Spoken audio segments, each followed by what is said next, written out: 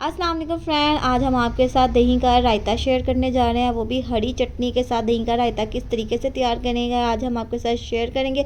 ये ना तो सिर्फ आपके हाजमे को दुरुस्त करेगा बल्कि आपको बहुत मज़ा देगा।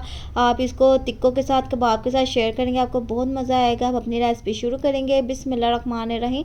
इसको तैयार करने के लिए आपने सबसे पहले हस्ब ज़रूरत धनिया ले लेना है। साथ ही आपने 1 अदद हरी मिर्च लेनी है, वो आपने इसमें डाल देना है। 2 से 3 जवे आपने लहसुन के लेने हैं, वो आपने इसमें डाल देना है। पुदीना आपने हस्ब ज़रूरत लेना है, वो भी आपने इसमें डाल देना है। बहुत इजी और सिंपल रायता है, 1 मिनट में तैयार हो जाएगा। आपको ज़्यादा मेहनत भी नहीं करनी पड़ेगी। और साथ ही आपने इसमें 1 टीस्पून नमक डाल देना है। हाफ़ के जी हम दही का इसमें इस्तेमाल करेंगे। हाफ़ के जी दही की हम आपको इंग्रेडिएंट्स बता रहे हैं कि आपने कौन कौन सी चीज़ें लेनी है। अब आपने इसको अच्छे तरीके से पीस लेना है, इतना पीस लेना है कि देखें इस तरह का ये हो जाएगा।